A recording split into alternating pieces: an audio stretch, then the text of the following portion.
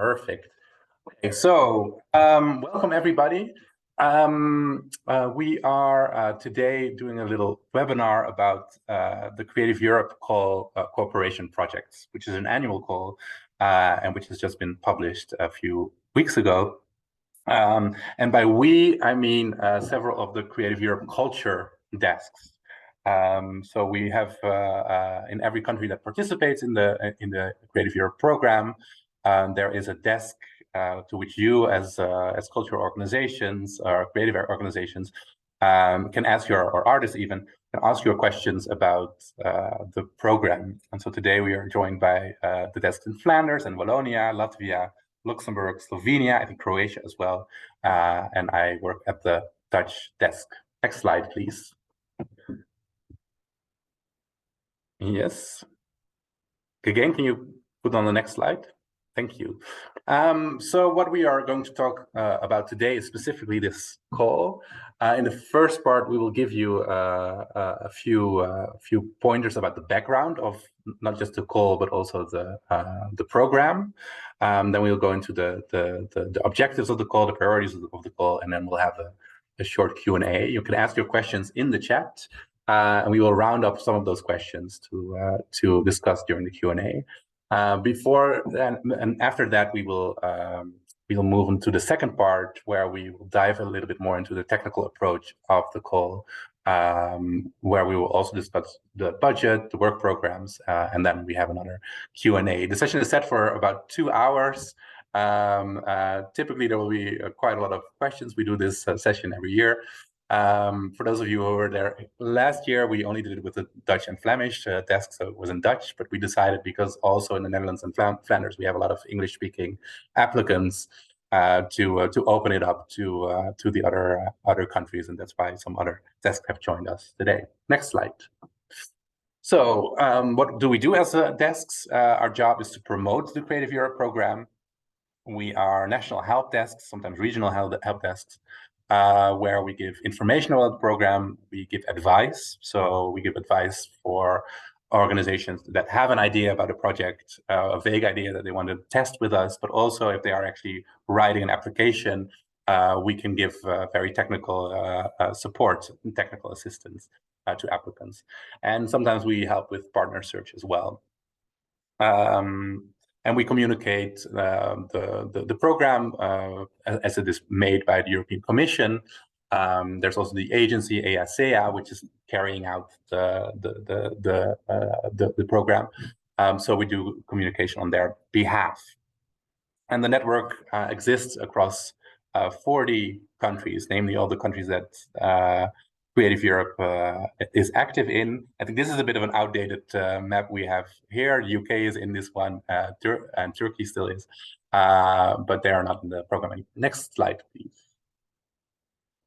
So if we want to talk about the Creative Europe program, I think it's very important to start with political background. I'll assure you I'll keep it very quickly.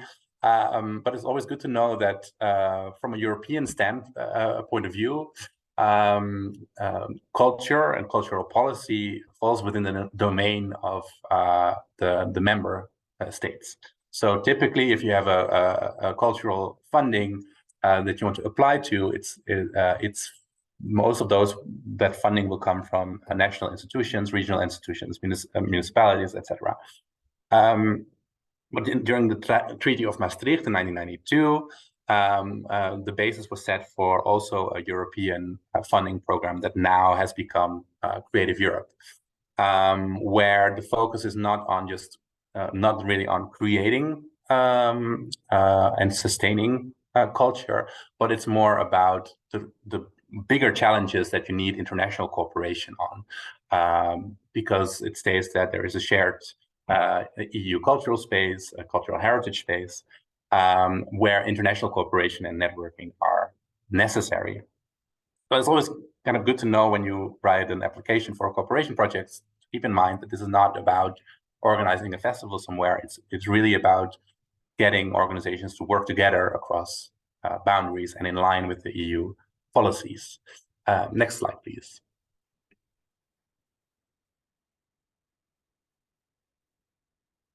Yes. Creative Europe is a 7-year program, which means every 7 years hopefully there will be another Creative Europe program after this. There was a Creative Europe program before this. It has had different names and different constellations. This 7 years, we have a budget of 2.54 billion euros, which sounds like a lot of money, and which is a lot of money, but on the European scale, it's really a small program. And the program is aligned with the EU Agenda for Culture that was published in 2018, where more of kind of the policy side of the program is explained. And it's also aligned with the cross-cutting goals of the European Union. Of course, the European Green Deal now is very important, and you can really see that within the Creative Europe program as well. So if you are writing an application later, you will have to answer questions on how climate friendly your project is, how sustainable it is, how inclusive it is. What's important is also innovation and the digital transition. And then there is this new European Bauhaus concept, which is quite a hot thing in Europe at the moment. And it's mostly for the design and architecture field, so I won't go too deep into it, but it's a way of preparing the European common space for the future.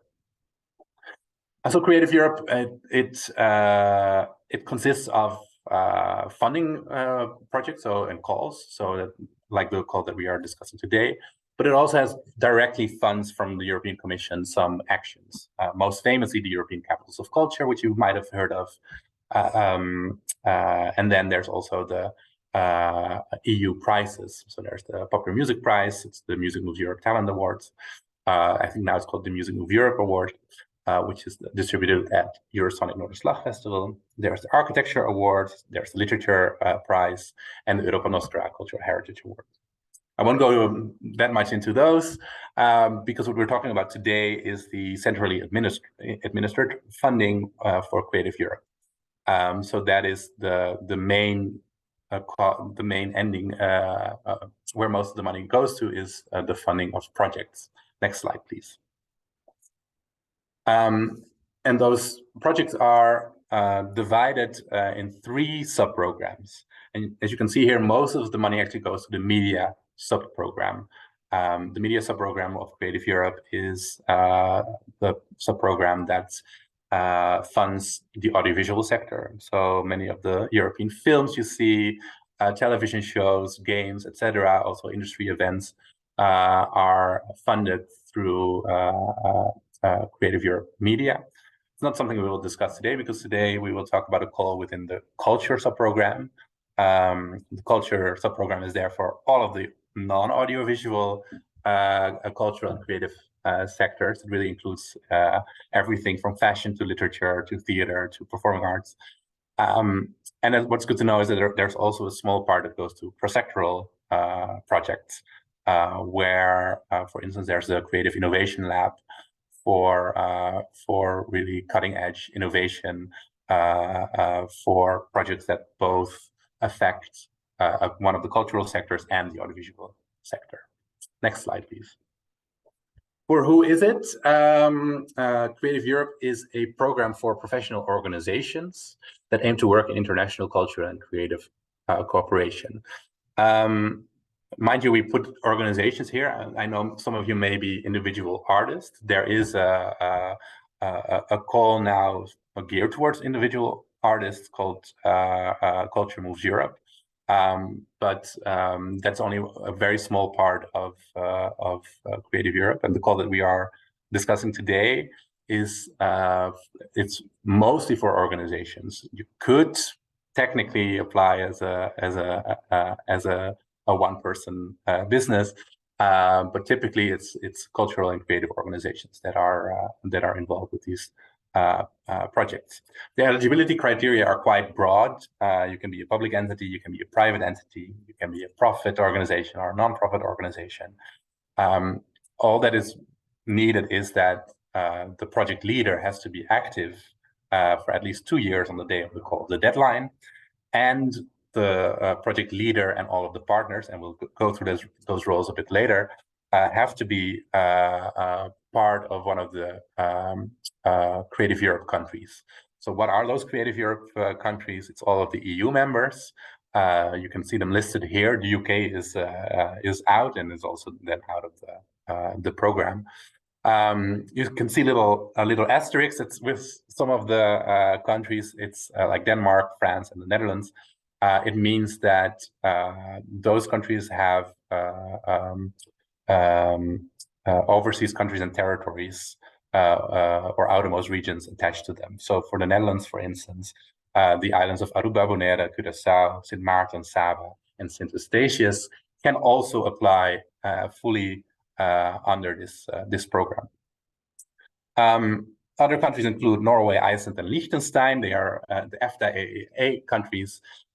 EU candidates in the Balkan are included. I think there's even, I think they're not on this slide, but there's a few countries that are excluded on this that are actually part of the program, such as Ukraine has been part of the program for years, Tunisia. So there's pretty much all of Europe, except for Switzerland, UK, and Belarus and Russia, is a participating country. And it's very important because the partners really need to be based in these organizations. All right. Yes. So there are some actions. I mentioned the prizes and the cultural capitals. I won't go in it too far, but if you write an application, it's always kind of good to be aware that these prizes exist, that these European capitals exist.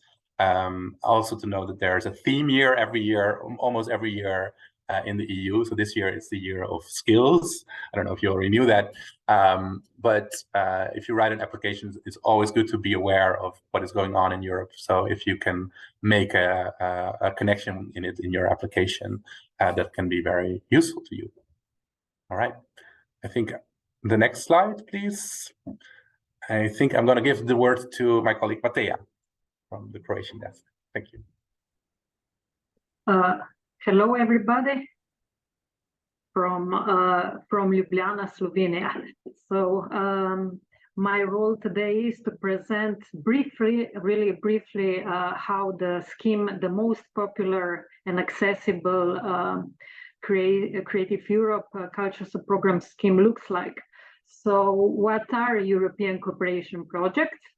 So these are transnational initiatives that aim to improve access to European culture and creative works and promote innovation. These projects can fall into two categories, as you can see. This year, unfortunately, only two categories are available: small scale and medium scale category.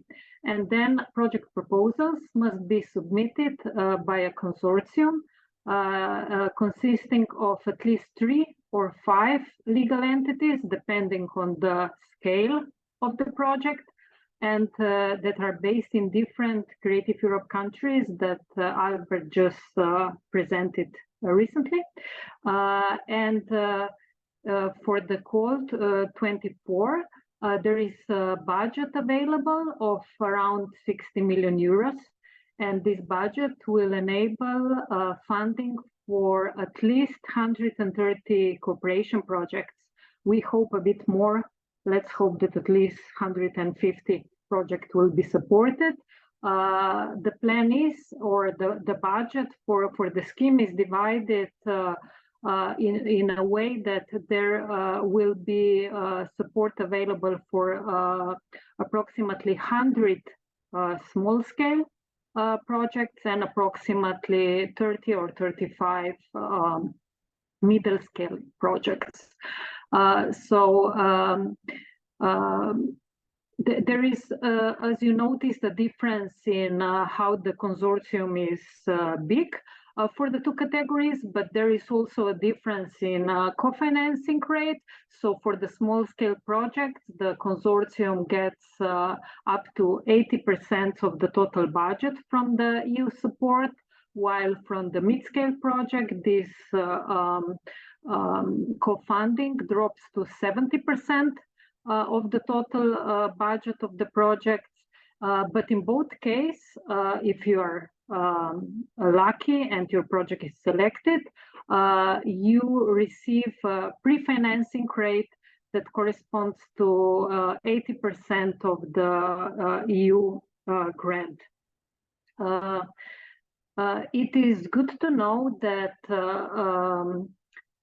this scheme is really getting more and more popular from year to year, and that you can also see what is the range, the number of applications arriving to specific schemes. So, for example, for the last year, for the last call, for the small scale project, there were nearly 500 applications. While for the middle scale, nearly 300 applications arrived. And there was even another category that is missing this year. So this big scale project, maybe it's useful information for you that from now on, this third scheme, big scale projects, will be available every second year. So again, next year for the call 2025, we'll have 3 schemes available. As far for the eligible costs, everything connected with the project production costs are eligible. So staff time and also a percentage of overheads is eligible. About the duration, so there is the same maximum duration for both schemes, and this is up to 4 years. Of course, you can decide that your project lasts less than the maximum duration available. And maybe also important to have in mind that only one application per applicant as a leader, as a project leader, is allowed during one call, but on the other side, an organization can decide to participate in more project proposals as a project partner. And another thing is that for European cooperation projects, the partner consortium can consist of organizations active in various arts and culture disciplines or culture and creative sectors. Next slide, please. Yeah, and this is maybe the hardest thing to digest when it comes to cooperation project scheme. So you have to think about what is the aim of the scheme, so that also your project idea and your concrete project activities correspond to these objectives and priorities. So we have every year with cooperation project, we have 2 fixed objectives. One objective is transnational creation and circulation, and the second one is innovation, meaning enhancing the capacity of European culture and creative sector to nurture talents, to innovate, to prosper, and to generate jobs and growth. And above that, European cooperation project has to also address various priorities. Every year there are 6 priorities available. All of them are fixed, but the last one, the 6th one, this is the annual priority that changes every year. So if I just list them briefly, so the first priority is audience engagement and culture access.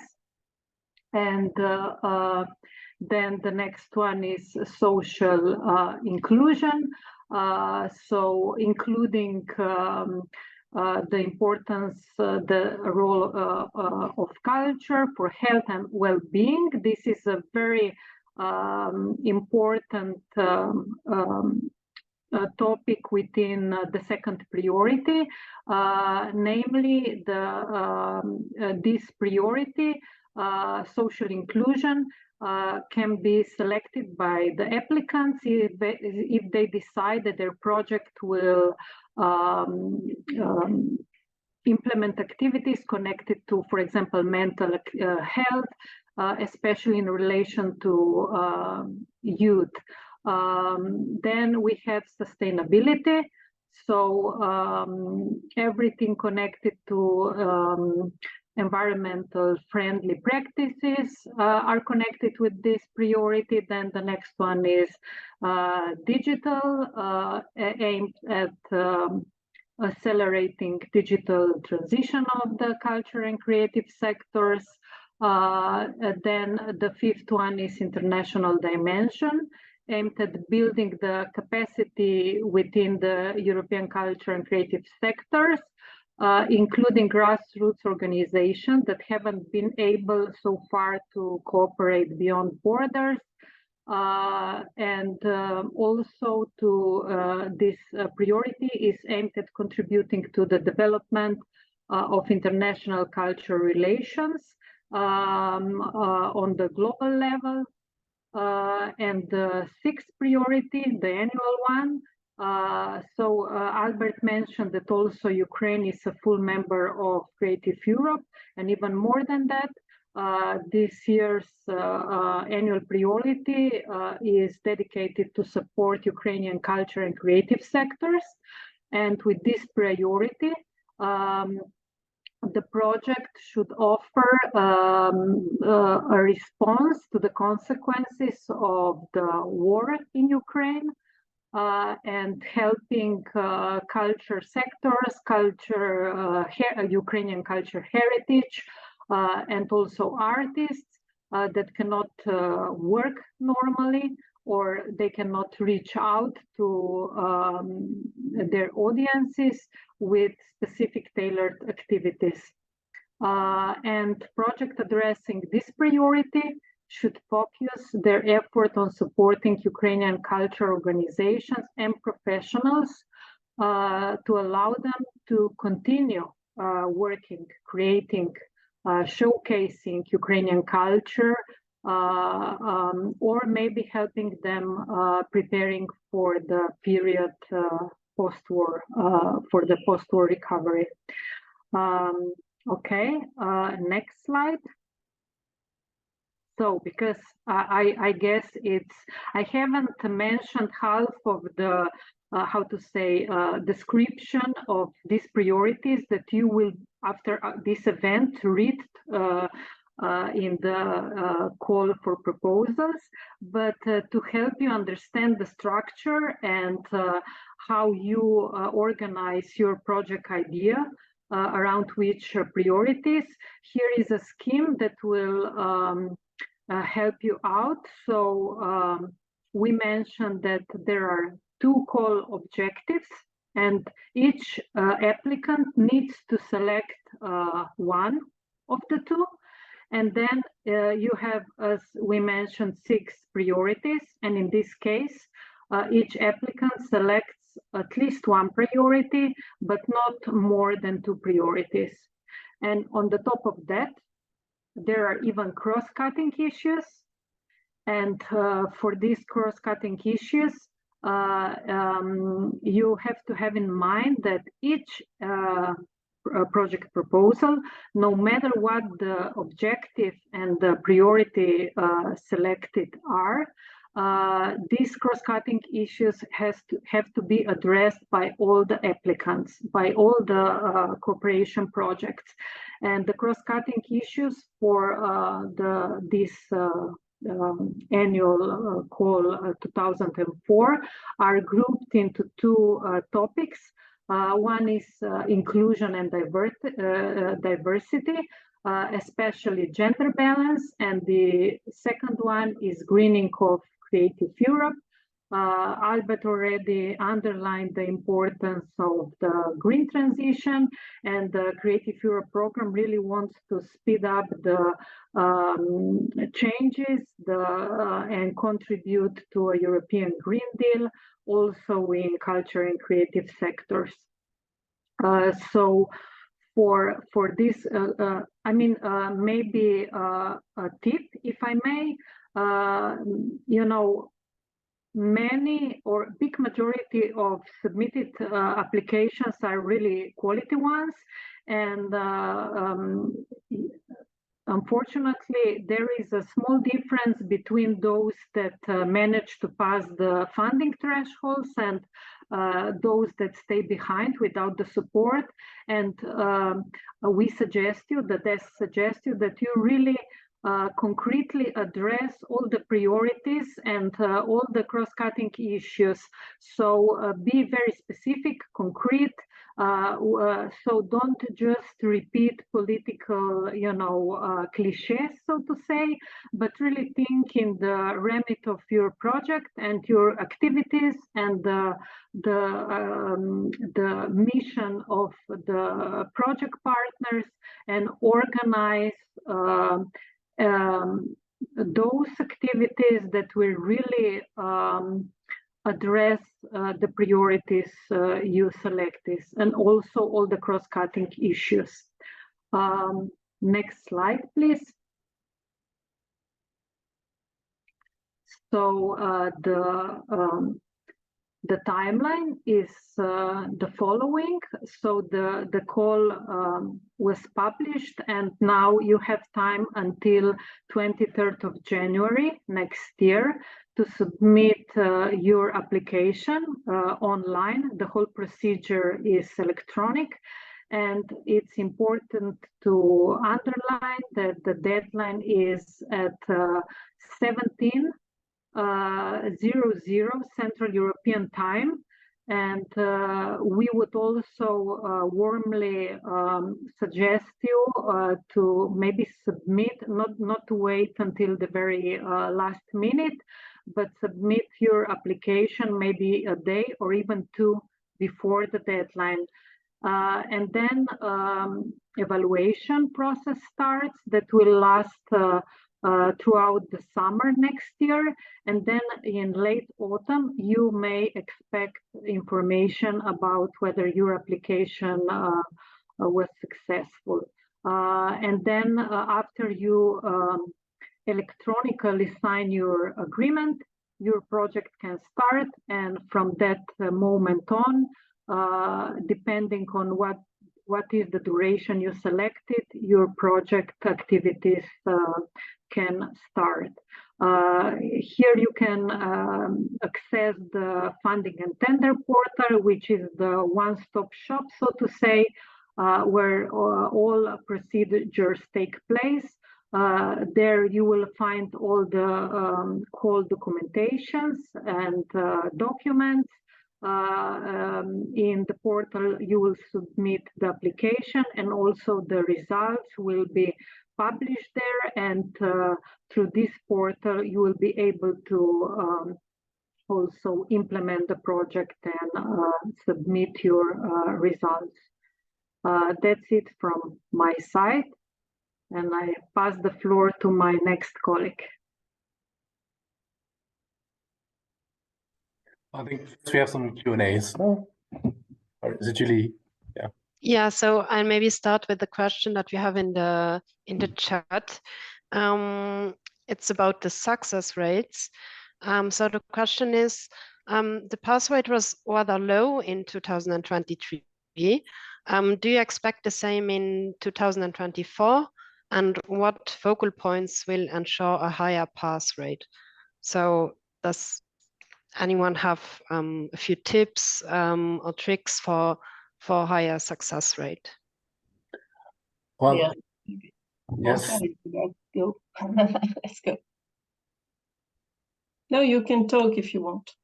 Yes. Oh, yeah. So I think the pass rate is really it depends on everybody else who is applying, right? So typically, always there is less money than there are successful good project applications. So the pass rate, there's never a year where there's money left over because there weren't enough projects that hit the threshold. we'll get into that into the second part of the session. But there is a score mechanism that Creative Europe works with. So you can, the perfect score is 100 points, but you have to have at least 70 points to make that score. But typically you have to score a little bit higher to be higher than your competitors to actually be selected. So it's always a little bit difficult to look into the future. But the reason why we only have 2 skills now instead of 3 skills is because the pass rate for the medium skill was very low because it was very popular. It was a very popular skill last year. And so that's why the European Commission has decided, okay, we're only going to do this large skill project, which costs twice as much money. We're only going to do them once every 2 years. So that we can have more successful projects this round. So it does mean that the large projects cannot be done in this round, but it also means that there is a double budget within the or let's say there's 10 extra projects that can be funded in the medium skill. So we expect the pass rate to be a little bit higher in the medium skill for this year.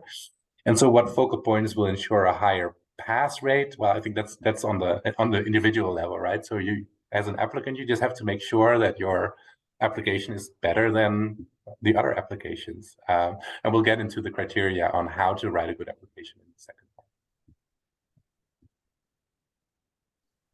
Thank you. Are there any more questions? Maybe if you have a question right now, you could raise your hand, or otherwise, yeah, we have one in the chat. The cooperative project can only start in late autumn. Is that correct? Yes, technically that's correct, because you need to, you can start it later. You just have to wait until the grant agreement is signed for you to be able to start the project. And that just takes quite a lot of time. So at the earliest, you can start your cooperation project in late autumn. It's not a set date for everybody. It depends on the complexity of the project as well. It depends on how long this process will take for you as a project. But you do have to now already think, okay, if I want to do a cooperation project, it's not going to be you can't start with activities in summer. Yeah. There's a hand, I think. Barbara. All right. Great. In the past, we have also submitted an application, and unfortunately, we didn't get the grant.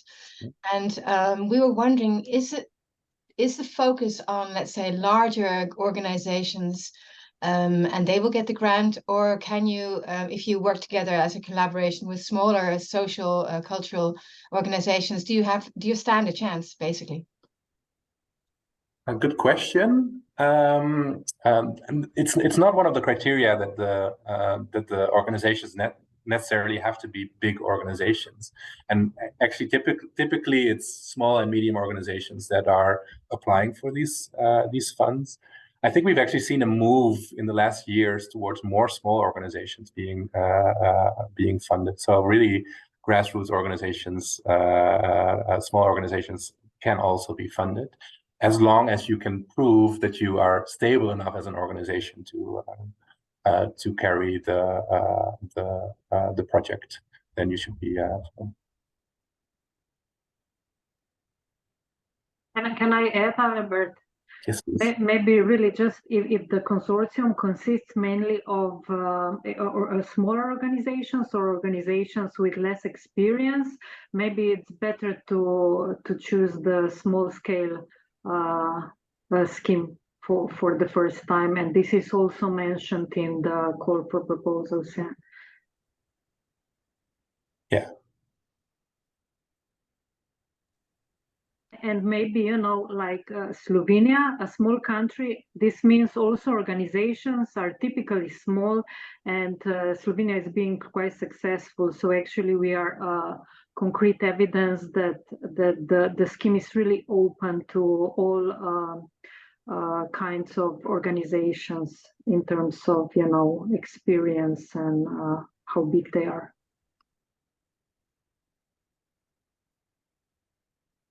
We can confirm in Brussels, we had last year a very, very grassroots organization. We were so surprised it succeeded. So you have your chance. In fact, that's, yes, we can confirm this. We have a few more questions in the chat. So first question, how is the co-financing capacity evaluated? And is there a difference between startup types or longer existing organizations? Knowing that the organizations need to exist since at least 2 years. Yeah, for the project applicants. For the project leader, you have to exist for at least 2 years. Other than that, there's no differentiation. The capacity for co-financing, so this is a co-financing scheme, as Matea also said. So you have to say, we will co-finance the project. You're actually not asked extensively on how you will do that. So even in the budget, there's no other sources that you have to fill in. But you do need to prove in your general capacity by saying, okay, we've handled maybe other projects, maybe not with this type of budget, maybe small, but maybe we have in the past. If there are serious doubts, then that will be discussed after actually the pre-selections when you're preparing your grant agreement. If the commission or the agency has serious doubts about your financial capacity, they can then take it up with you before signing the agreement. It can mean you get maybe a bit less pre-financing. I think in general, we haven't seen lately, in this new program, we haven't seen so many cases where the co-financing capacity has been thrown out the window at the application stage. They're quite lenient with this. Thank you. And maybe one last question from the chat. Is it a plus if the project is based on previous activities? And then a second question, what is the maximum funding available in this call? Yes, Matea, maybe you can take this one. Sorry, I'm not sure if I understood. Maybe the question is more like that the project is based on the previously implemented projects? Huh? Because I cannot see the question in the chat. Is this the... Yeah.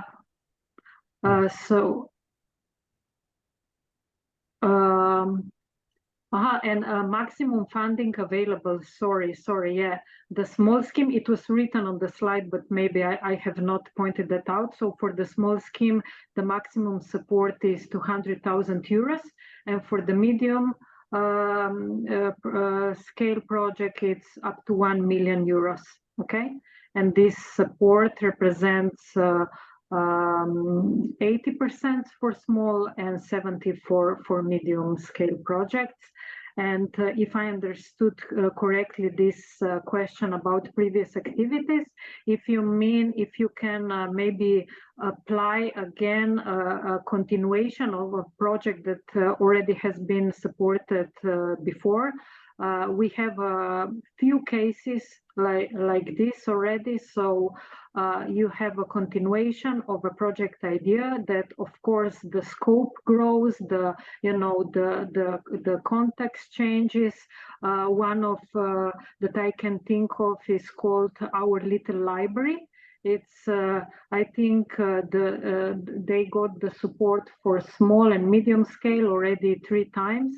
Of course, always with a bigger consortium, a different approach, and it connects publishing houses that promote literature, children and youth literature in small European languages, and also connect illustrators, writers, translators, and organize variety of activities from residencies to conferences.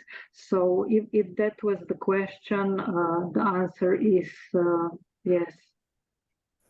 May I add something to this? Sorry, but this is not, plus. Like I think you should have you should have in mind that each application, each proposal, it's a universum on its own, and it will be evaluated independently. Okay, of course you have different award criteria, and they will assess the experience, the references of the partners involved, what they have done in the past, but the project proposal will be evaluated on its own as a concluded, as a whole, and not in relation to how important these organizations are, or well known, or if there is a track record of similar initiatives from the past.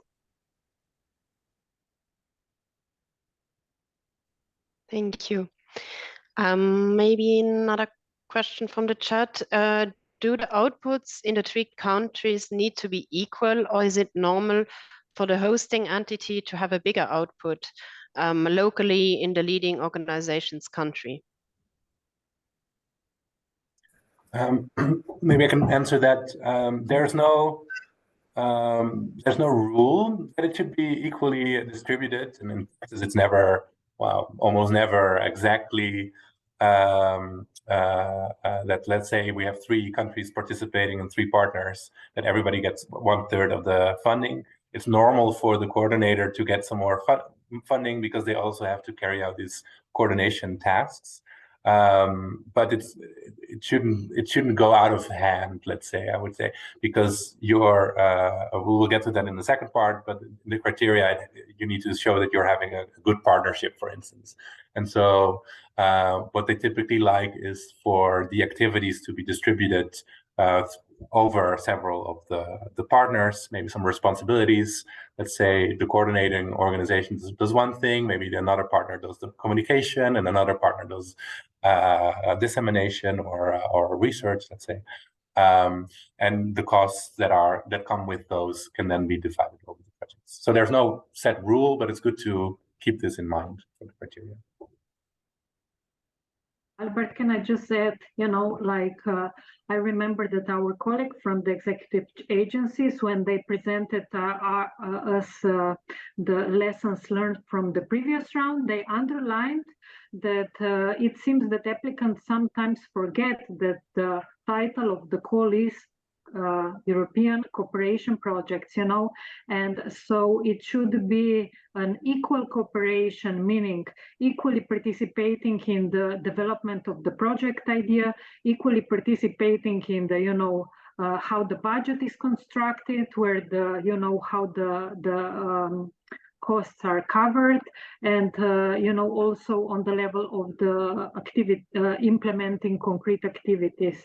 So there's no mention of how this should be divided, as Albert said, but of course, in total, it will be obvious if this is a genuine cooperation project, or it's rather, a project idea developed and mainly by one organization in the consortium, and partners were just, added in order to, provide just smaller part, or just to, respect the rule of minimum number of partners involved. Thank you. And then if someone could clarify how this co-financing is carried out. Is it done by reimbursement of advanced costs or invoices, or is it a lump sum? And how is this lump sum paid out throughout the project duration? Well, I think that's a good question to go to the second part of the presentation, where we go into the details. Actually, our colleague Gudrun will present exactly how this co-financing is done. I do see one hand of Barbara. Is it an old hand, or? Yes, it's an old hand. Okay. So let's move on, Gudrun. Yeah, okay. Hello, everyone, ladies and gentlemen. Let's dive into this second part then of this presentation and learn more about the application and how you can we can help you towards your successful project, cooperation project with help of Creative Europe. In fact, there are three main steps to make a successful project. First, imagine a great idea, and we'll say something more about that. Share a solid partnership and create a strong application. That's, if you keep this in mind, then this can help you far way on the road. Yeah, next slide, please.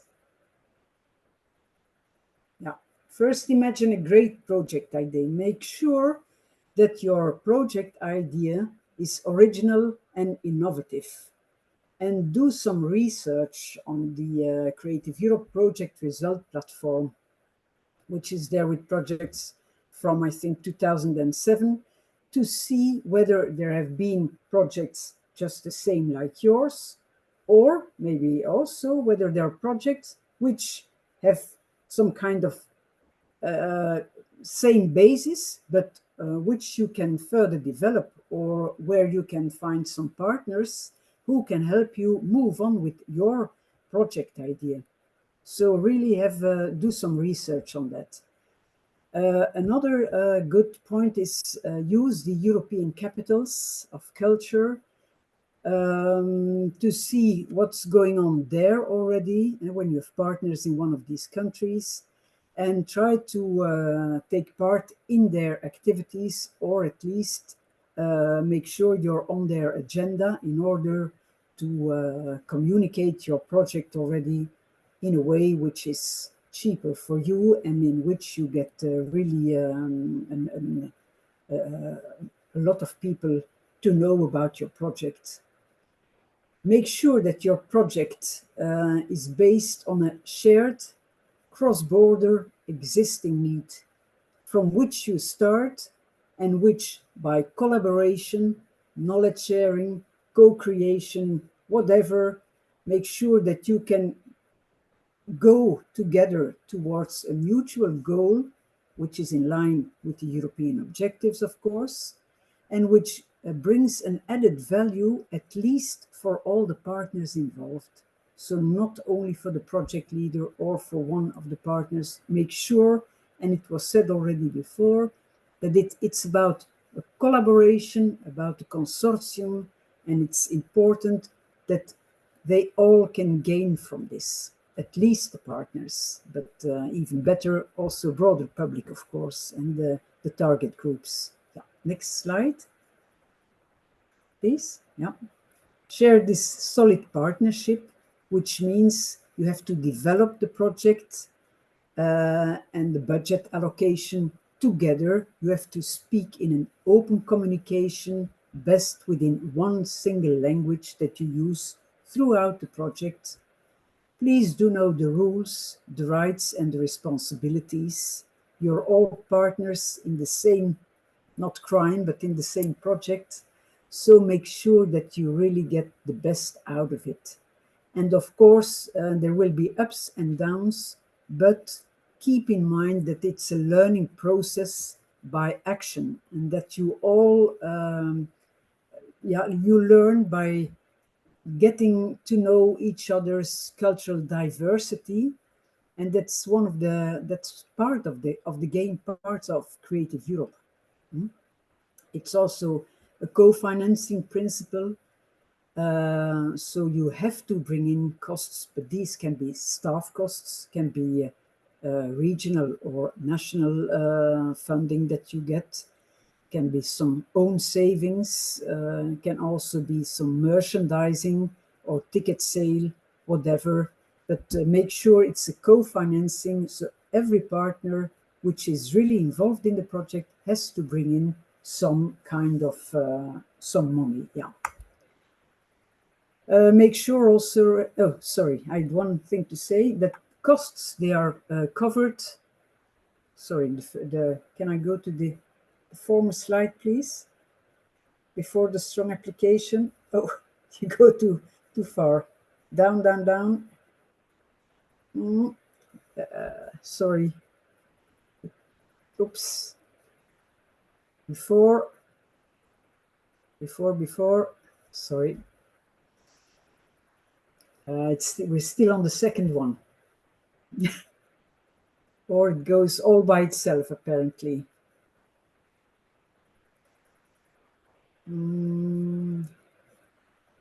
Something is happening. Yep. The solid partner. So what's happening?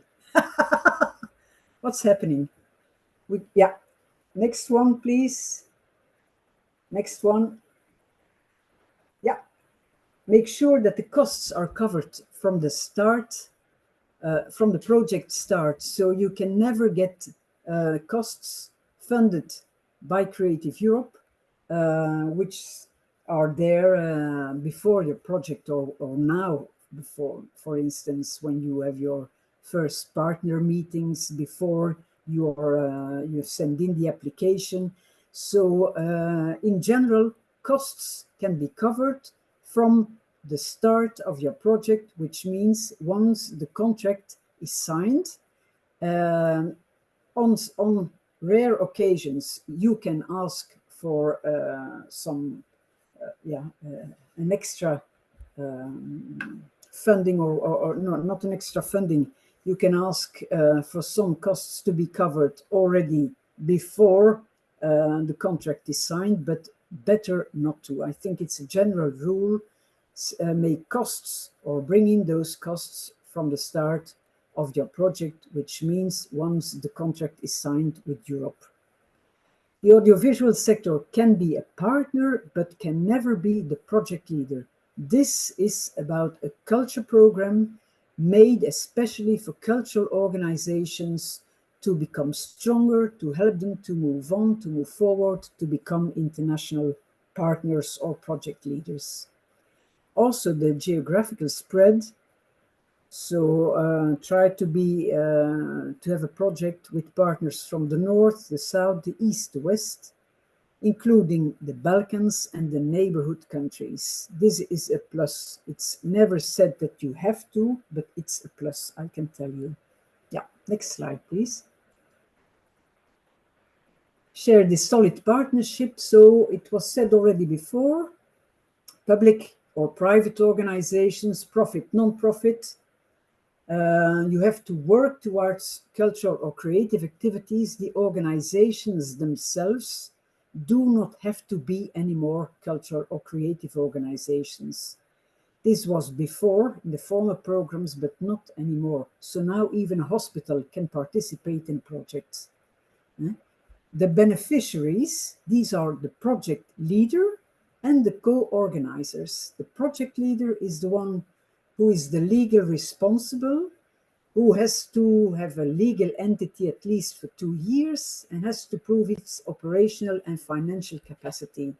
The co-organizers, they have this really participatory role in the design and the implementation of the project, have to be established as well in these participating countries, and also the financial contribution is said. Next to the beneficiaries, you have affiliated entities, which are like sister organizations, we call it in Flanders. They have the same rights and duties as the official partner. If they participate in the project, they have to also register and have their participant identification code. For instance, let's say Goethe Institute has several organizations in several countries. But when they participate, they're not considered as an extra country. So make sure that the entity which participates is the one from that country, and if another entity from the same organization participates as well, this doesn't mean it's another country. Just one can be the country. Then there are associated partners, and that's an important thing to know. These are partners, organizations, which are there on a voluntary basis. So they can add an intellectual or creative, artistic dimension or a financial dimension to your project, but they have no right to European support. For instance, they don't participate from the beginning to the end in the project. They can just move in some activities. Countries like the UK, Switzerland, China, they can never be a beneficiary because they are not part of the participating countries. They can be associated partners, and they have to register, they have to create their participant identification code, but that doesn't have to be validated. Once the project is selected, they don't have to prove their capacity, their thing, whatever. It's just for the Commission, for Europe to know that they are kind of a partner within the project. Then you have the subcontractors. These are partners, or these are not partners, organizations which offer a service which is paid for. So they're, for the rest, they do not participate really in the project. They're seen as kind of third parties. Subcontracting can be as much as possible, but if it's more than 30% of the total project cost, then you have to motivate why you depend on so much subcontracting, and you have to show that you're going to make a tender in order to have the best offer for money. If you want more information about all these definitions and a lot more definitions, please have a look at the call for proposals and at, I think it's point 13 on page 28 to 30. And please do read the call for proposals very well, because that's the official document that will be used in the application. You will see again this year that in the application form itself, for instance, it says that in part B, we come back to this later on, there's still mentioned that you can make a project of 70 pages, but no, not at all. In the call for proposals, it said 50 pages, and this is the official English document. And that's the one, in case of problems, you will be, that's the juridical proof, let's say. Yeah, next slide. Make the strong application within this Creative Europe program since 21. The applications are all online, all and only online via the funding and tenders portal, that's a general portal from the European Commission, in which all European programs have to participate, so also Interreg, Horizon, Erasmus+, whatever. So this means that the whole procedure is more standard than before, and also the application form is kind of standard. So therefore, once I please tell you, use the call for proposal from the year in which you apply in order to have the most official and legal information. You have also an official application form, every year a new one, and I've put the link to the official application form, and that's the one you have to choose. You can choose this year in 24 between a European cooperation project, a small scale or a medium scale. So only one project proposal per year. You have the call document, an online manual, which you can use, which is very useful as well.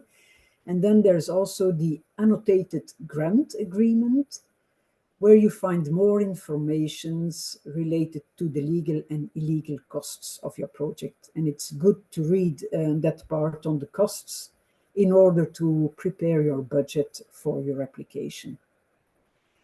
Make sure that you can use the guidelines and the manuals that there is a very good frequently asked question page, help desk and guidance in case you need it, and also supporting videos. And there's one supporting video on how to make your application or how to register yourself and create your participant identification code. And in case you do not have one already, then it can be a useful guide to get you in this online thing. Yeah. Next one, please. 2 steps. You have first this digital identification necessary for all beneficiaries and associated partners. So not, for instance, for the subcontractors, but all beneficiaries, project leader and the official partners, and also associated partners, they need to register and have their participant identification code, which is everlasting.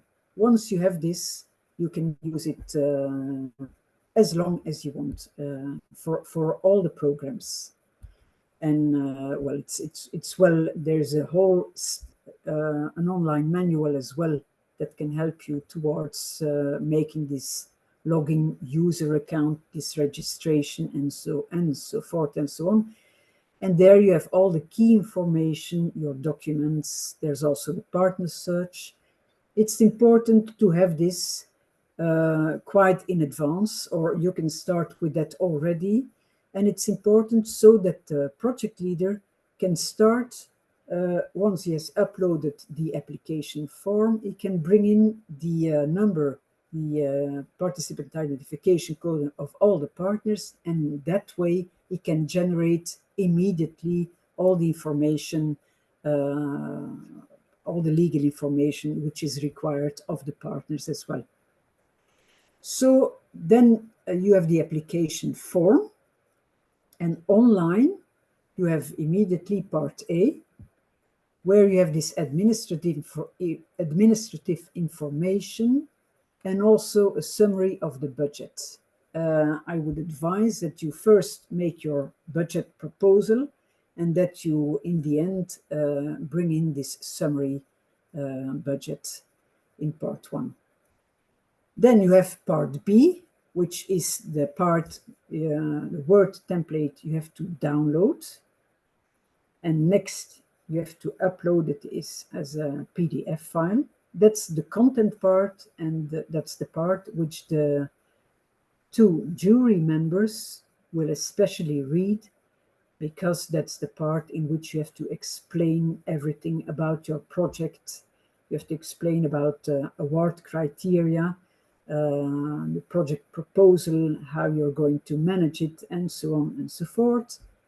You see again, it's limited to 50 pages. You have to use Arial 9 at least. It's A4 and minimum 15 millimeters margin. Yeah. So this has some requirements, but you can find it on the document itself. And then you have again part C, also directly online with additional project details required. Every application, so you see part A and part C, these are directly online to be filled in. Part B, as well as the budget form, they have to be downloaded, filled in, and then uploaded as annexes to the application.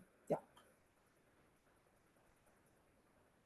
It looks a bit difficult, but it will follow once you've read the call for proposals and the manual. You'll see it comes by itself. Important features are one project and same project can only be submitted under a sole category. Yes, small or medium is said. Applicants can submit only one proposal, but as partner, you can participate in as many projects as you want, as long as you can manage it yourself. There are no geographical restrictions for the activities, so you can have activities also outside these 40 countries, but then it depends on the kind of priority that you've chosen. If you choose the priority which was talked about by our colleague Mattea, for instance, on internationalization, then there are no geographical restrictions, and you can work with partners from outside Europe as well. There is no limit for the subcontracting. As said as well, you have to, above 30%, you have to explain why. And yeah, there is some sort of retroactivity granted only for dully justified reasons. So please do not think it's a general rule, but I spoke about that before already. Yeah. Yeah, next one, please. Then we go on with this, making this strong application. There are 4 kind of criteria which you have to be very careful and take care of. First, exclusion criteria, and therefore in part A, the project leader has to tick several boxes, and that's the modern kind of the declaration on honor. Before it was a different template. Now this is said as a declaration on honor, and it's a kind of engagement that the project leader here with takes, saying that he has no debts. He's not in. He is in the financial capacity and in a safe and sane organization to become the project leader. Then you have the legal criteria, legal participation, partners coming from the legal participating countries, project leader, minimum 2 years of legal existence, that kind of things. Selection criteria, operational and financial capacity. These 3 sorts of criteria, these are taken care of by the people from the executive agency once the projects are submitted. And then they look if these are quite all right. And if they are all right, then your application will be sent online to 2 different jury members who read your project and look especially content-wise to your project. And therefore, they look at these 4 award criteria who are content related.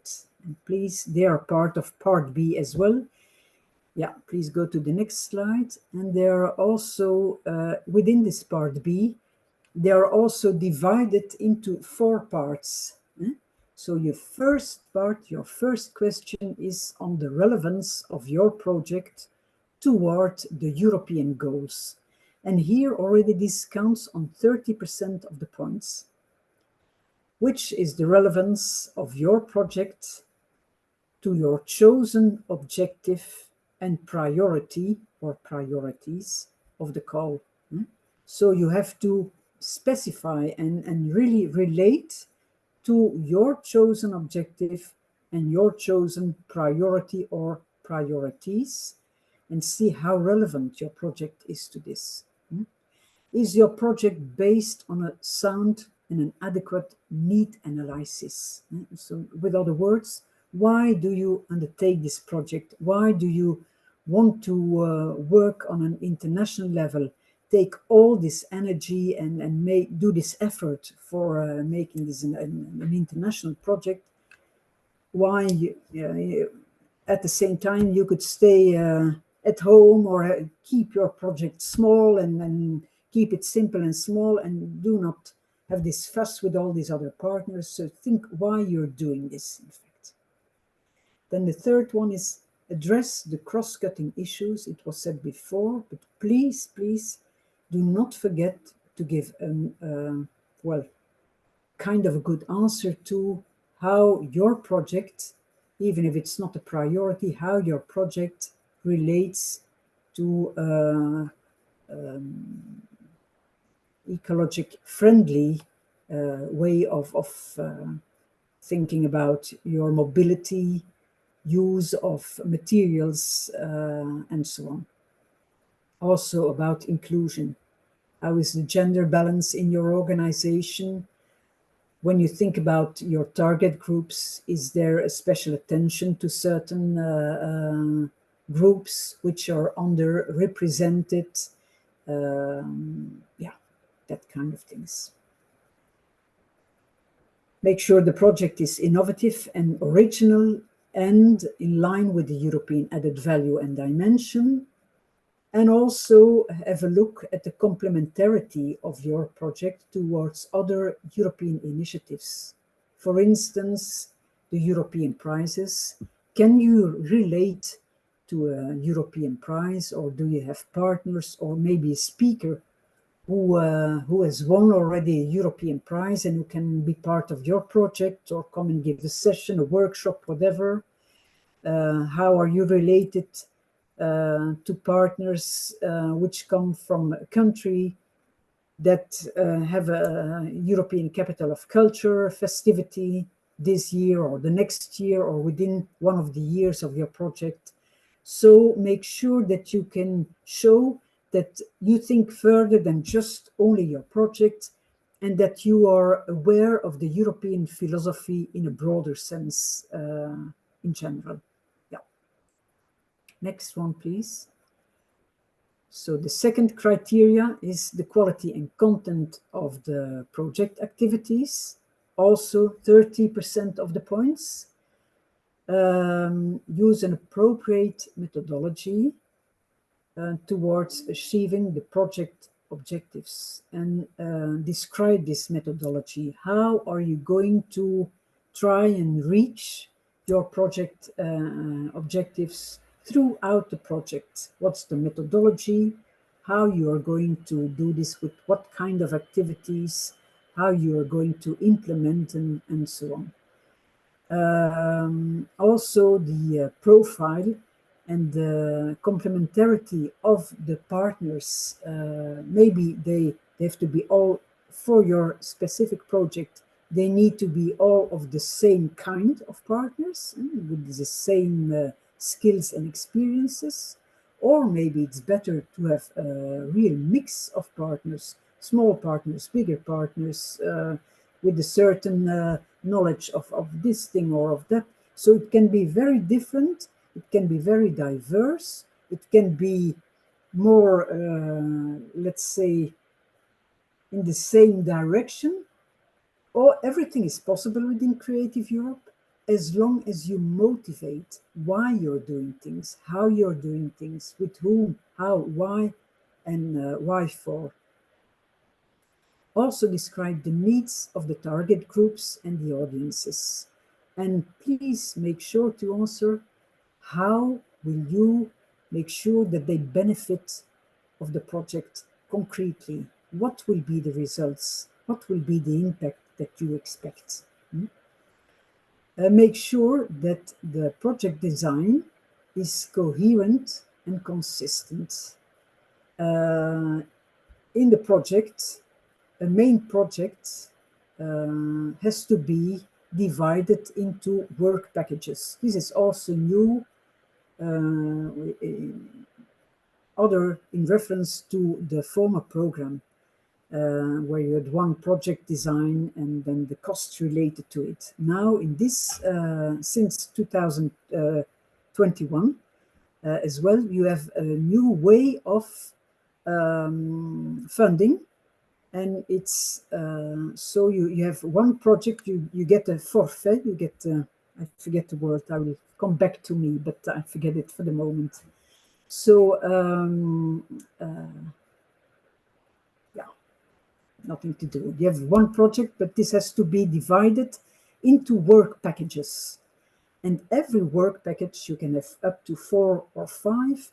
Every work package has to have an objective, has to have activities, has to have outputs, and if possible also outcomes. In this work package, you also have to describe in detail who does what, how and who is going to be the responsible. You have the project leader, who is the main responsible of the whole project, but for every work package, it's quite all right, and I would recommend this, that one of the partners, and for every work package another one, becomes the responsible of that work package. It's a good sign towards the Commission, showing that you give responsibility and opportunities to every partner in your project to learn and to become kind of a small project leader, to learn and learn from each other and to have these responsibility.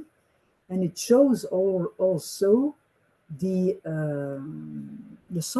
solidity of your partnership, the strong partnership, the fact that you work together and that you really want to realize something within this project all together.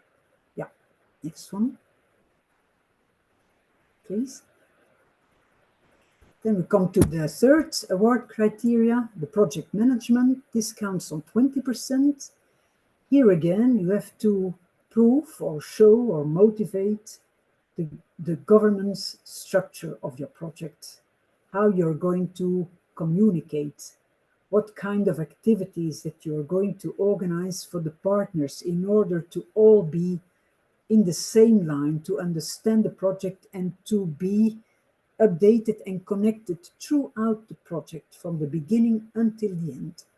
What mechanisms you are going to use for the coordination between the partnering organizations. You also have to show what kind of appropriate project teams, staff, and outside resources you are going to use in order to implement, oh sorry, I see that I've written something wrong here, to successfully implement your project. So the know-how, the qualifications, the experience, the resources, make sure to mention something about this in your project application. About a project's budget, this must be in line with the resources allocated to each activity. So please foresee enough budget for the project implementation. Make sure that the costs are real costs, or as much real as possible. You get forfait. Sorry, doesn't come back to me. Maybe later on, but anyway. So the Commission will give you an amount of money, and so it's based on your explanation of the project. So the more you can give a real idea about the costs, and in the end you can show that the costs or that the activities at least have been implemented and have been taken care of and have been done, and then you can get the money in line with what you have communicated or what you have said before. But so please don't make it too much, of course, but also not too little, because you can never get more money after the project or once it's there already, once it's active. You have to make sure that you make a proper budget plan. High quality measures planned to ensure the project implementation, including the risk management, of course, quality assurance and control, evaluation and monitoring. Yeah, important that you have this, also the evaluation at the end of your project, that you take into account enough time to do a proper evaluation and to see whether the results that you have foreseen, whether they really are realized, whether that the outcome is really there, and make sure that you can also speak about the impact. What is the real impact on the partners, on the target groups, and also on the broader public? Maybe also unforeseen or a broader impact than you had foreseen before. I don't know. No. Next, please. Fourth award criteria, also 20 points, the communication and dissemination, very important. I don't understand why it's on 20 points, because it's very important. And the Commission always insists on having a broad communication, a clear appearance, and a clear, yeah, you have to be there, you have to show, you communicate, you have to make sure that also the European Commission or the European Union, Europe, and the support from Europe is really visible within the project, within the activities that you do, and also afterwards. So please make sure that you pay enough attention together with the partners on this part, communication and dissemination, that you motivate all the partners to go and do some research in their own country and see which channels they can engage, or they can motivate, stimulate to help them to promote your project. It's the extent to which the short, medium, and the long-term effects are generated, in which you have to mention here in this part. Also, the change and the innovation that your project will trigger. You have to really give an answer to this. Also speak about the communication and the dissemination strategies that you're going to use here, the potential to reach and the positive impact in the target groups and the stakeholders, the public which you're going to reach on the local and national, on an international level. So really speak about this, the communication methods, social media, radio, TV, whatever. Use also the audiovisual media, maybe make a documentary on this, or a small video, or a YouTube film, whatever. Make sure that your project results have a long-term impact and can show some kind of sustainable effect after the end of the action. And do not forget to put the logo of Europe on whatever publication you make, on whatever communication you spread. When it's there, then Europe can see that, then it's a deliverable, and you can show it's a proof of getting the money from Europe for this activity, and that it's done. Yeah, next one. Then we come to the budget and the work packages. One more word. Maximum duration of the project is 48 months, but please do know there is not a minimum. We always recommend, and I think that our colleagues can agree with this, that it's better to take some more months in order to prepare also an evaluation and to do some final conference, final public moment, whatever, in order to show the results of your project. So please do know as well that within 3 months of the end of your project, you have to send in the final report. So you can better take some extra months within these 48 months, of course, if possible. And then you can start before with your final project, with your final report, and you have more time to do so. Here is the word which I was looking for, the lump sums. Within this program, since 21, the European Commission works with lump sums. So, on the whole, for your projects, let's say you start with a small-scale project and you ask for 200,000 euros from Europe, then this means that you need to have this 20% co-financing, which is then 40,000 euros. So the whole of your project is 240,000 euros, meaning 80% lump sum of Europe. This lump sum, this 80%, must be divided again over the work packages. So every work package can have maximum, at least maximum 80% of the lump sum of the European support, and in the end, the whole of the project can be 80%. Make sure as well that all of the partners can have a part of this European support, but none of the partners can have more of 80% as well. So it's a bit complicated, and in the beginning you have to please make sure to make this grid of this 80% maximum. That's the main thing you have to remember when making this.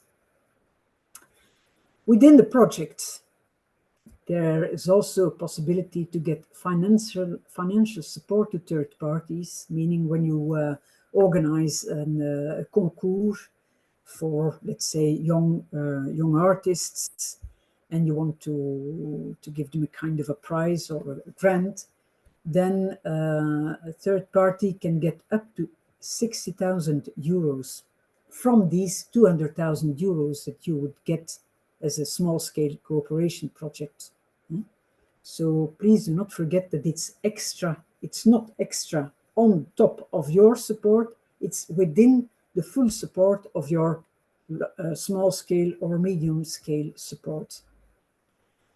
For small-scale and for medium-scale projects, the maximum grant is also 80% pre-financing. I'm sorry, it's getting maybe a little bit complicated, but again, this 80% here is the one that you should take into account. You get pre-financing of 80% once your project is selected and the contract is signed. Within the first month of when the contract is signed, you get this 80%, and the other 20% will be given once you have delivered your final report and the Commission has agreed on the deliverables, on the activities done, and when you can motivate this and you have a good final report, then you get the money. So it's not anymore as it used to be. It's not all about a detailed final report that you have to send to the European Commission with all invoices and with all the papers and so on. No, you have to keep this for yourself. I think it's important to have this and to ask all the partners to send in their invoices to the project leader in order to have this detailed financial situation for yourself, but you don't have to send it to the Commission anymore. For them, it's more important. The content is more important. It's more about how have you realized your activities? What's the result of your project? Was it good? Was it not good? And show me that you have done the activities and that you have some results, or sometimes not, but that you've done the activities. That's the main thing. The EU grant is based on a realistic budget. In is the same as out, so it's zero balance. And the budget is in euros. The exchange rate is the one from the date of the publication of the call being the 19th of October 23. More information on the link. Yeah. Next, please. I spoke about it already, the budget and the work packages, and that's the major subdivision of the project. Each package should have this objective, an expected outcome, a list of activities, deliverables, these are the outputs. Sometimes you will see as well milestones, but milestones, that's not applicable for the cooperation projects. Please don't take care of that, because it's better for research projects who really do need milestones in order to move on with their projects. And these are really, let's say, focal points, but that's not important for the cooperation project. Each work package should have a responsible coordinator, one of the consortium, and a realistic budget linked to the activities of this work package. Examples of work package are one, for instance, management, administration, and coordination, and it's mainly done by the project leader. One of communication and dissemination, and these two, they used to be, you had to have one. I think it's still important to have these in your package. So management work package, a communication work package, and then for the rest you can choose. It could be an artistic and creative expression, it could be one with workshops, capacity building, networking, whatever. But I think 4 or 5 work packages is more than enough, and it's better to develop these and to concentrate the activities within these 4 or 5 work packages. Yeah, next one. For instance, work package artistic and creative expression. There you can have activities like rehearsals, artistic coordination of co-production, co-creation, concerts, exhibitions, fairs, festivals, performances, literary translations, digital projects on cultural heritage material, and so on. And a deliverables in this work package could be, for instance, the planning of rehearsals, prototypes, original creative works, for instance, songs, artworks, theater performance. Could also be technology-based projects, an original app, a website, publications, exhibitions, material, and so on. Yeah. Next, please. And I think I'm done. Thank you very much. I'll give the floor to my colleague, mon homologue from the Fédération Wallonie-Bruxelles, Nathalie Marchal, and I will be there for the question and answer later on. Thank you very much.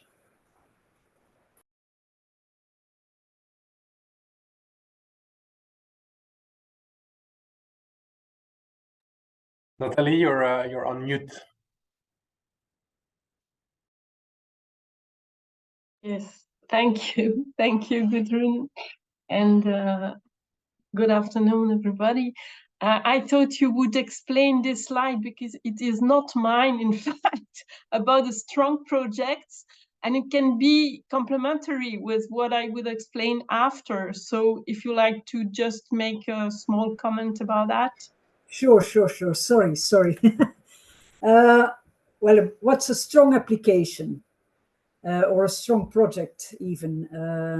One which is powerfully defined, one that meets the challenges. And you will see in part 1, you have this summary to make, a short executive summary, which will also be published when the project is selected on the website of the European Commission. I think it's about 2,000 characters. So it needs to be strong, enthusiastic, to the point, and you have to bring in what your objectives, your goals, the partners, what you're going to do, but and how you're going to use this European support in order to make this a real good European project. Make it strong and enthusiastic. Another positive point is to have a clear mission, vision, strategy, and an evaluation. Take your time to think about this, to make this, and it's better to have a small project, but one that is clearly explained, well explained, in a well-written language, and which has really shows that it has been thought of, thinking about what are your needs, how you're going to develop the project, what kind of partners did you need for this? How did you find them? And how what are the results foreseen? And how are you going to evaluate this? It's very important. Make sure that the activities are in response to a clearly chosen goal. You choose the goal, you choose the priority and the objective. So it's up to you to motivate your project related to these goals and priority. In line with the cross-cutting themes, we can't say it too often. A relevant description of what is a sustainable or an innovative or an original project that also depends on you. A project can be innovative for me, but it can be something really dull or really well known already for someone else in another dimension or in another cultural organization. So please do the research first of what has been done already and make sure that if it's not there, that you can describe, well, for your consortium, why this project is innovative. What is for all of you innovative, and how are you going to organize your project? Mention clearly the European support and show the aura of your support from Europe. Be grateful for this. Be not shy and show them that you really thank the Commission for this, and it's a way of enabling you to become or work international. Show your well-spread partnership, and if not, say, well, why you don't have this, why you have this partnership, which is mainly, for instance, in the western part of Europe. There can be some reason, but if you don't mention it, then the Commission will say, oh, well, it's not really a European project, it's too much Western-centered, but you may have good reason why your project is Western-centered. And you can have, for instance, not partners in the consortium, but you can have a broad network of general public, which are part of your all over Europe. And so this can be a reason why you don't have it here in the partnership, but well, in the output or in the outreach of your project. So mention this then. Also, give short but relevant reasons why you choose the partners. And you don't have to write pages and pages. Europe will never read, or the jury members will never read projects which are out of these 50 pages. Everything which is out of these 50 pages will be thrown away.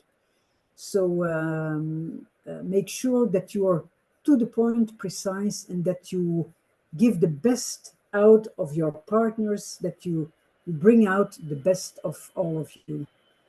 And make sure to have this internal and external work and communication plan. Voilà, Nathalie, I'll give the floor to you now. Thank you, Gudrun.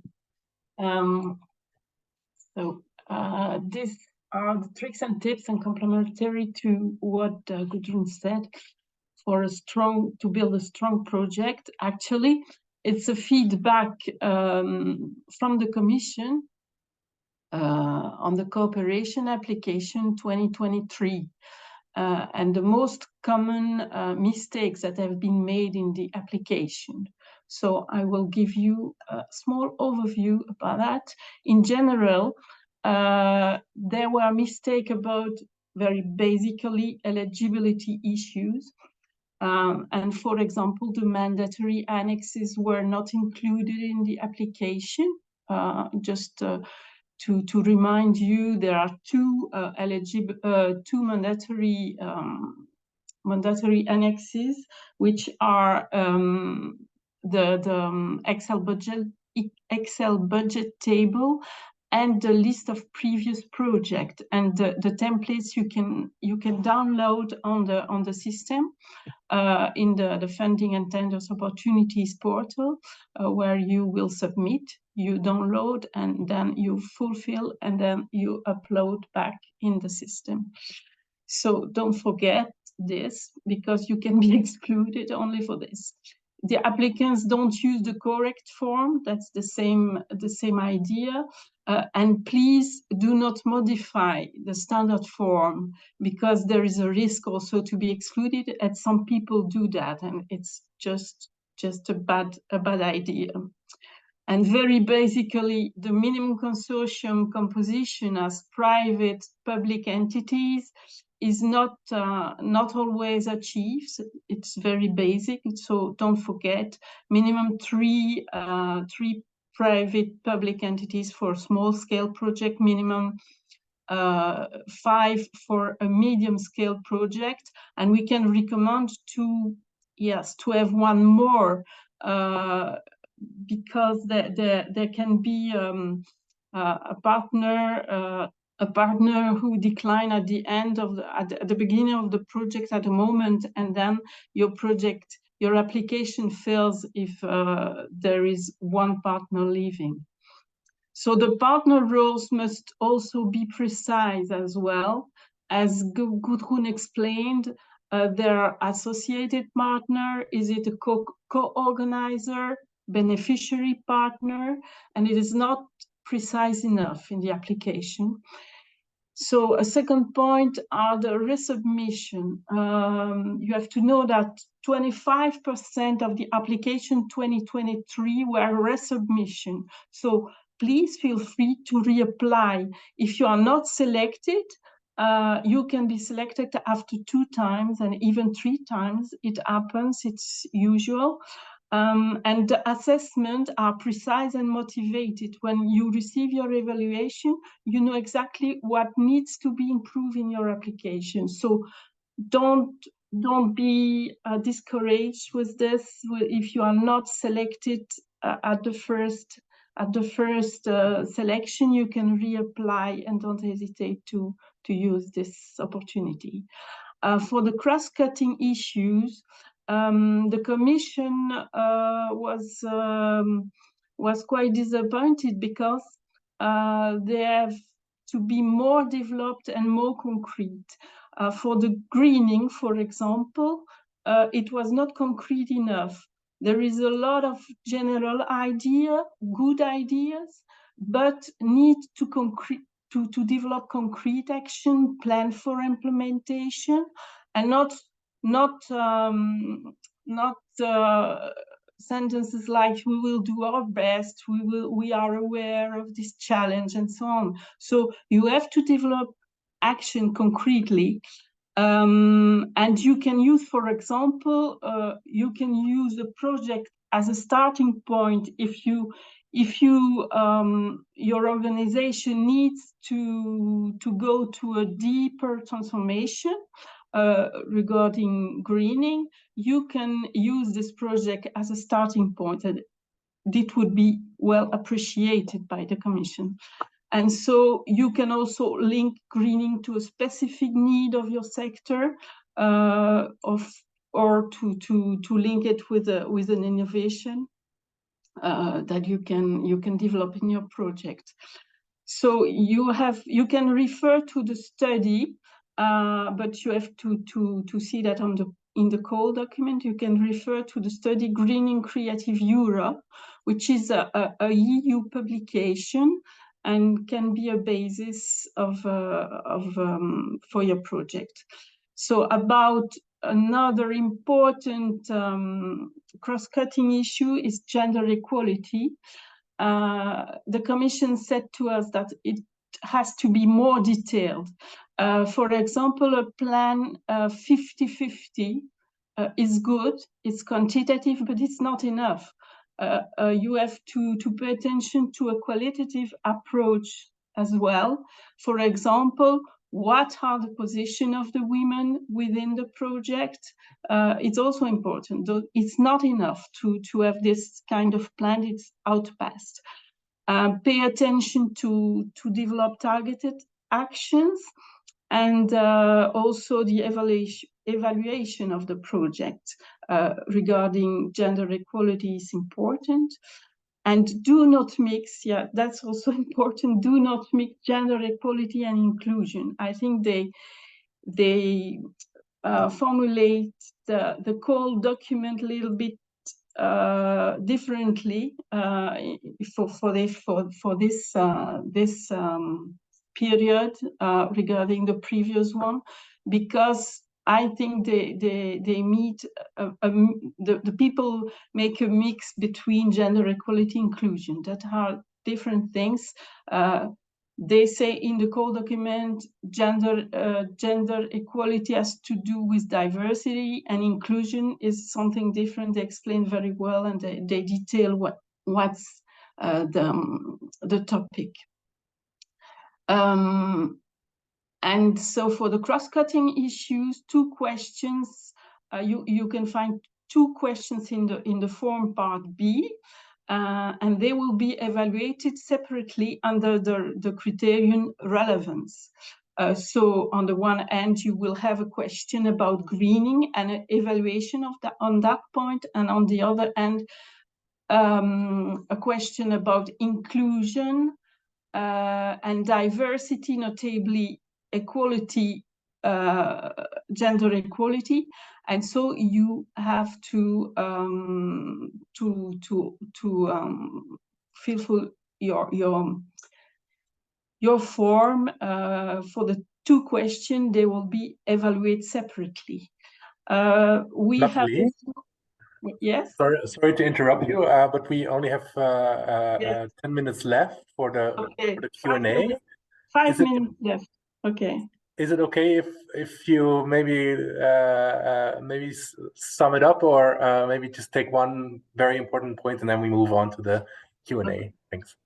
But everything is on the PowerPoint for the rest. Maybe the coherence between the part B and part C parts, and also part A. You have a summarized budget, but you have to get the coherence in your form. So pay attention to this. And yes, maybe for the budget table, this is more technical, but don't hesitate to use any comments. The sheet, the last sheet, you can explain the staff cost, equipment evaluation. The evaluation could be impacted because you haven't enough details in your application. So don't hesitate to use it too. I have example, but it will be too long. So, and submit under the right scale. If you have a small scale project, don't submit in the medium scale project, and vice versa. Thanks, Nathalie. Julie, do you have some questions for us? Yes, I received a few questions about the cross-cutting issues. So firstly, what's the difference between inclusion and greening when you use it as a priority versus one implemented as a cross-cutting issue? Yeah, I think Nathalie already kind of expanded on the cross-cutting issues, but indeed, there are some priorities of the call that are also mentioned as a cross-cutting issue. Greening is one of them, and the difference is you always have to think what priority is my project about. So let's say it's a project about making festivals greener through the use of solar energy, I don't know, something, knowledge exchange, then if that is the main idea of the project, it would fall under the sustainability priority, which is then the chosen priority. The cross-cutting issues are there for all of the applicants, to also those that don't choose that sustainability as their priority. Everybody has to answer that. Of course, sometimes you choose the sustainability priority and then you still have to answer the the cross-cutting issues, and then we do see a little bit of an overlap in answers sometimes. But I think in general, the main priority is just like the main idea of the project, and then the cross-cutting issues are how does this project actually plan in practice to make it sustainable or inclusive. That's the other. Thank you. And then maybe could someone clarify the lump sum budget system? So the question was, does it work the same way as for the SURF program? So you have one work package that equals to one event that equals to one budget, or could you please clarify this? I'm not sure how it works with the SURF program, but I know in Erasmus Plus, indeed, there is a set amount for an event.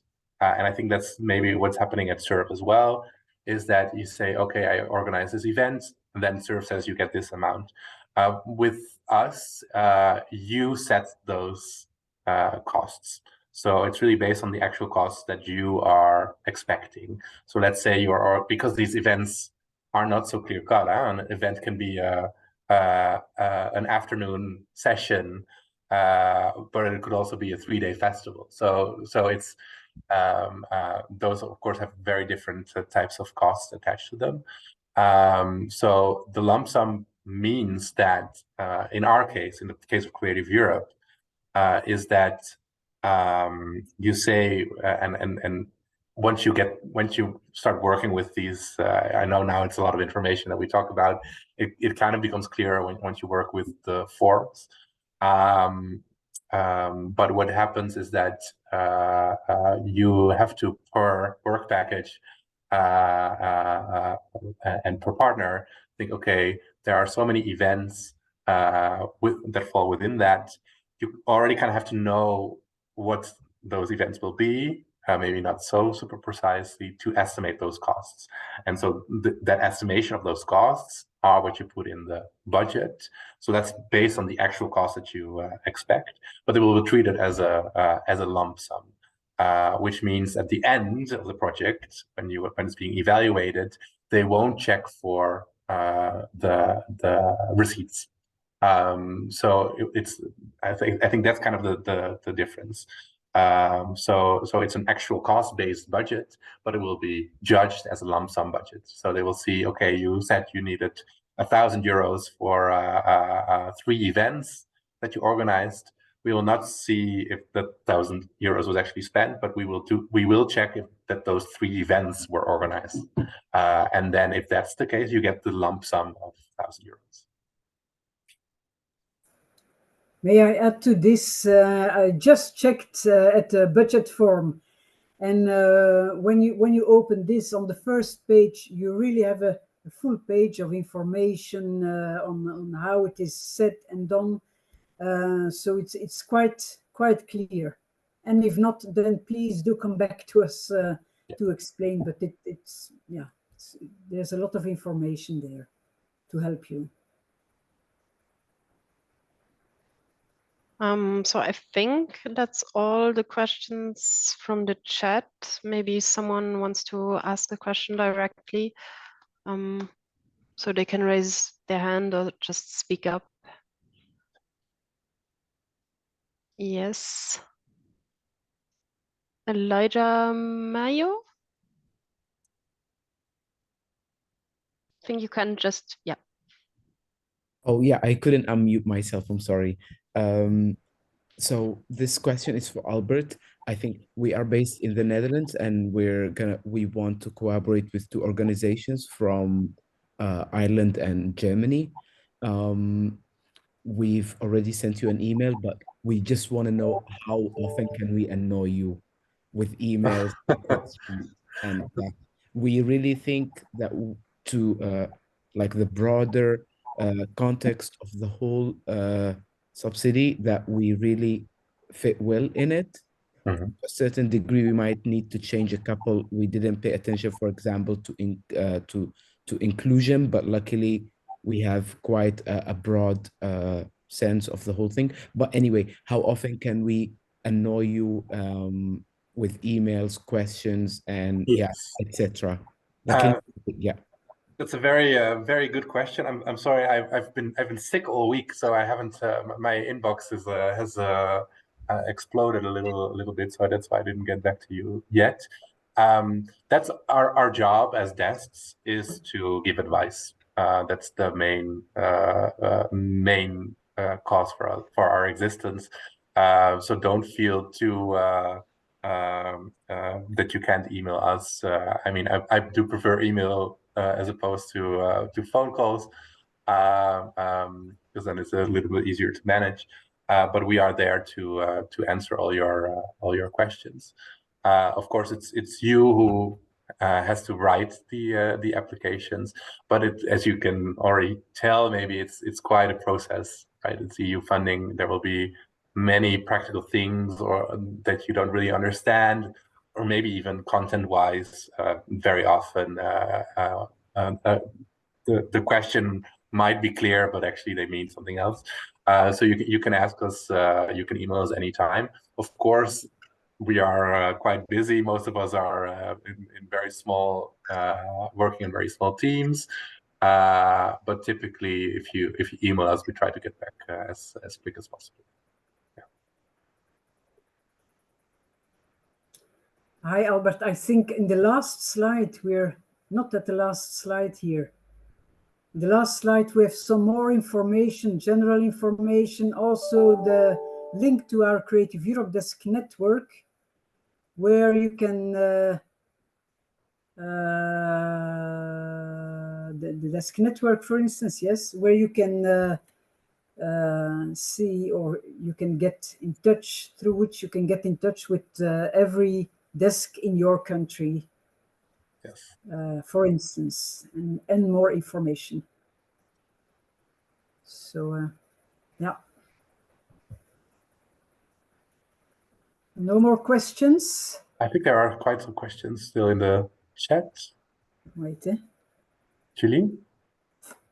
Can a project leader and a co-organizer be totally different types of organizations? Yes, of course. Oh yeah, it was answered already. Eh? Mm-hmm. Of course, in fact, everything is possible, or a lot is possible within Creative Europe, as long as you yourself motivate why you're doing this, what's your choice, what for you, who, what, why, all these questions.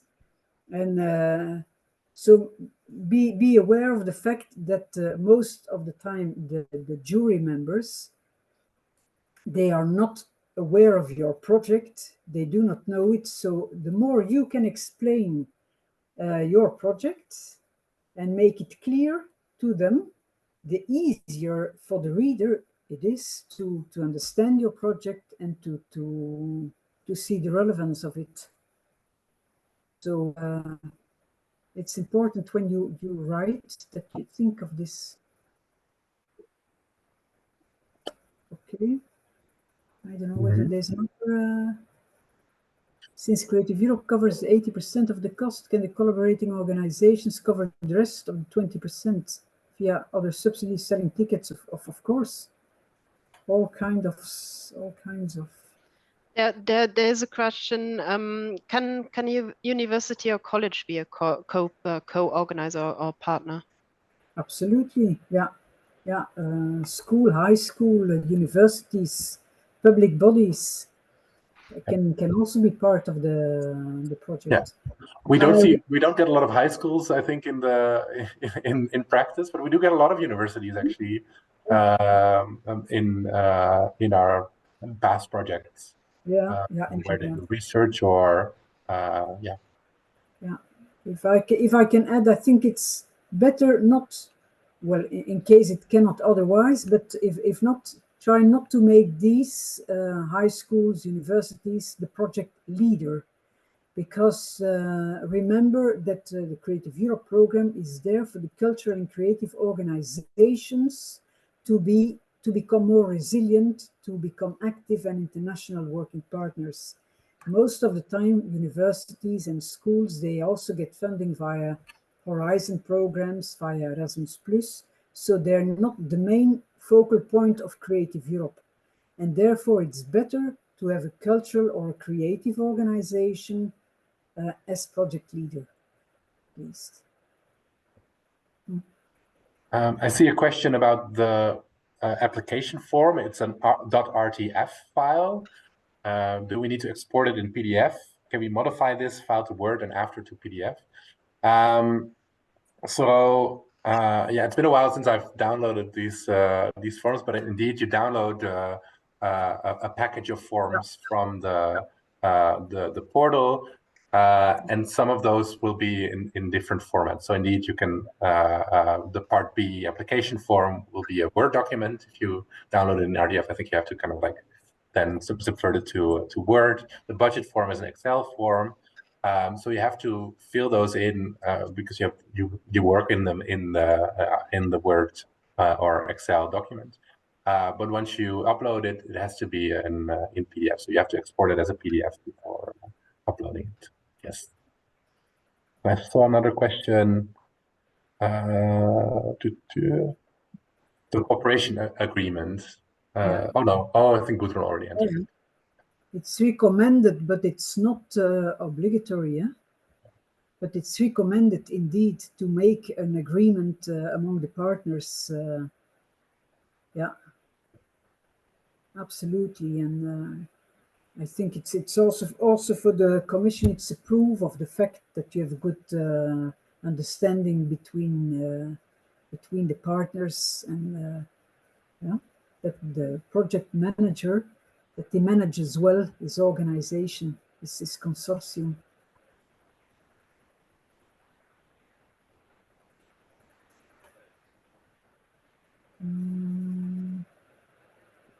Some more questions, or someone has a question who wants to speak up now? So.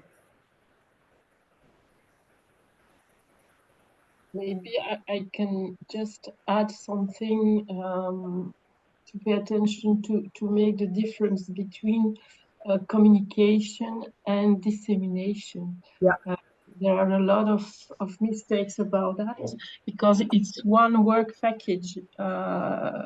It's one work package, and yes, the people often does make the difference between the visibility of the activities, which is the communication about the project, and the dissemination, which are the effects of the project, the results of the project. Does my project trigger innovation, changes in the sector, and so on? So it seems to be unclear to a lot of people. So it's important to clarify that. Thanks. Thanks, Nathalie. Well, if there's not any questions anymore, I think we've just gone a little bit over time. I do want to stress again, it's very normal to email one of us at the desks with a project idea, and we would very much encourage you to do so. If you have an idea and you're not very sure if it fits or not, it can be quite difficult to read these call documents. Do reach out to us, and we try to help you as quickly and as competently as possible. But for now, thank you for your attention. Thank you to my colleagues as well. It was wonderful to cooperate with you again. We've recorded this this session, so we will send the recording and the PowerPoint after probably next week to you. So you can get the information back if you forgot something. Thank you very much. Thank you, Albert and colleagues, Nathalie, all the colleagues there for the nice collaboration as always. Bye-bye. Yeah, thank you also from my side. Thank you to everybody and good luck with the new project. Yes. Bye. Bye-bye. Thank you very much. Thank you.